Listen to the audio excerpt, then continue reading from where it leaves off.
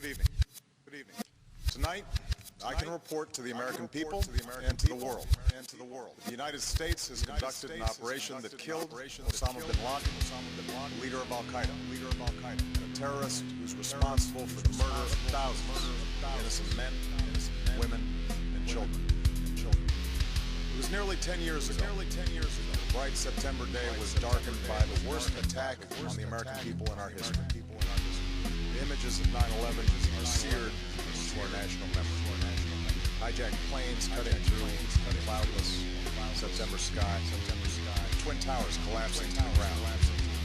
Black smoke billowing up from the Pentagon. Wreckage of Flight 93 in Shanksville, Pennsylvania, where the actions of heroic citizens saved even more heartbreaking destruction. And yet we know that the worst images are those that were unseen to the world. The empty seat at the dinner table, children who were forced to grow up without their mother or their father, parents who would never know the feeling of their child's embrace. Nearly 3,000 citizens taken from us, leaving a gaping hole in our hearts. September 11th, 2001, in our time of grief, the American people came together. We offered our neighbors a hand. We offered the wounded our blood. We reaffirmed our ties to each other and our love of community and country. On that day, no matter where we came from, what God we prayed to, what race or ethnicity we were united as one American family.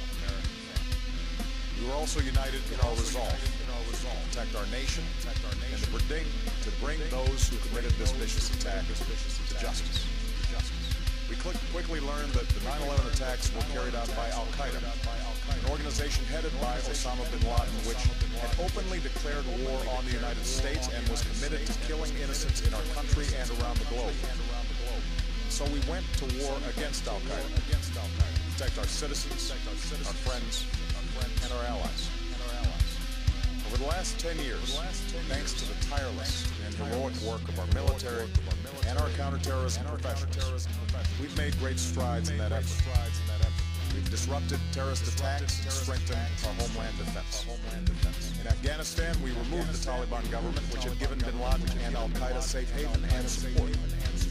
And around the globe, we've worked with our friends and allies to capture or kill scores of Al-Qaeda terrorists, including several who were a part of the 9/11 plot. Yet, Osama bin Laden avoided capture and escaped across the Afghan border into Pakistan. Meanwhile, Al-Qaeda continued to operate from along that border and operate through its affiliates across the world. And so shortly after taking office, I directed Leon Panetta, the director of the CIA, to make the killing or capture of bin Laden the top priority of our war against Al-Qaeda, even as we continued our broader efforts to disrupt, dismantle, and defeat his network. Then, last August, after years of painstaking work by our intelligence community, I was briefed on a possible lead to bin Laden. It was far from certain. It took many months to run this thread to ground. I met repeatedly with my national security team as we developed more information about the possibility that we had located bin Laden hiding within a compound deep inside Pakistan. And finally, last week, I determined that we had enough intelligence to take action and authorized an operation to get Osama bin Laden and bring him to justice. Today, at my direction, the United States launched a targeted operation against that compound in Abbottabad, Pakistan. A small team of Americans carried out the operation with extraordinary courage and capability. No Americans were harmed. They took care to avoid civilian casualties. After a firefight, they killed Osama bin Laden and took custody of his body. For over 2 decades, bin Laden has been Al-Qaeda's leader and symbol, has continued to plot attacks against our country and our friends and allies. The death of bin Laden marks the most significant achievement to date in our nation's effort to defeat Al-Qaeda. Yet his death does not mark the end of our effort. There's no doubt that Al-Qaeda will continue to pursue attacks against us. We must, and we will, remain vigilant at home and abroad. As we do, we must also reaffirm that the United States is not and never will be at war with Islam. I've made clear, just as President Bush did shortly after 9/11, that our war is not against Islam. Bin Laden was not a Muslim leader. He was a mass murderer of Muslims.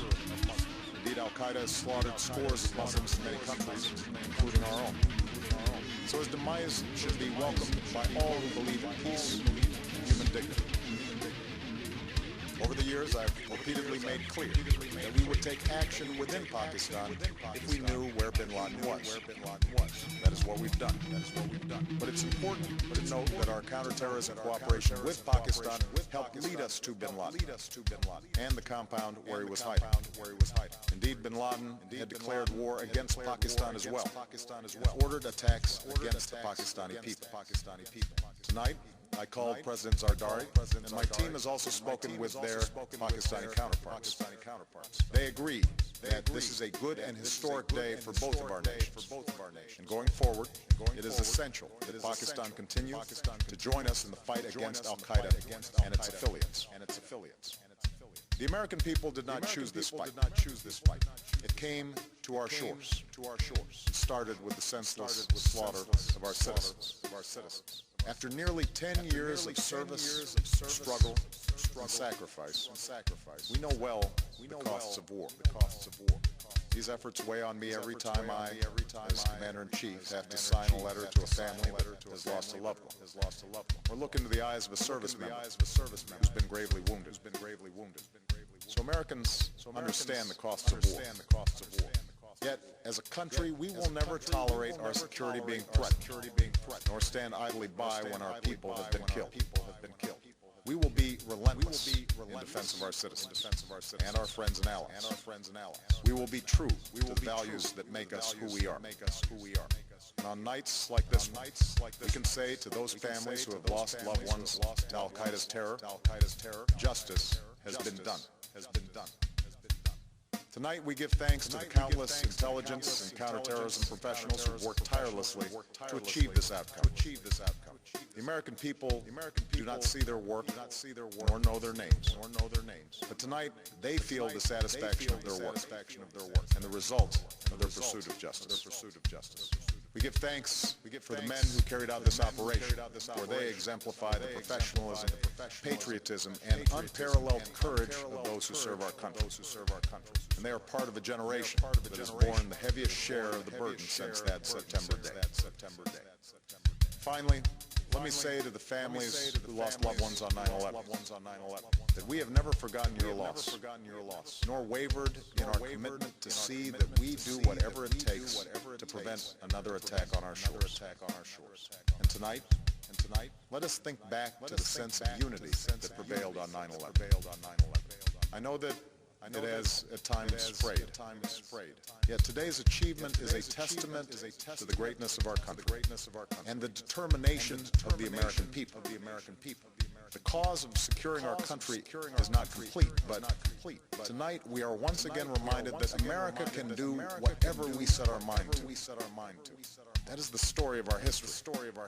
Whether it's the pursuit of prosperity for our people, or the struggle for equality for all our citizens, our commitment to stand up for our values abroad, and our sacrifices to make the world a safer place. Let us remember that we can do these things not just because of wealth or power, but because of who we are. One nation, under God, indivisible, with liberty and justice for all. Thank you. May God bless you. And may God bless the United States of America.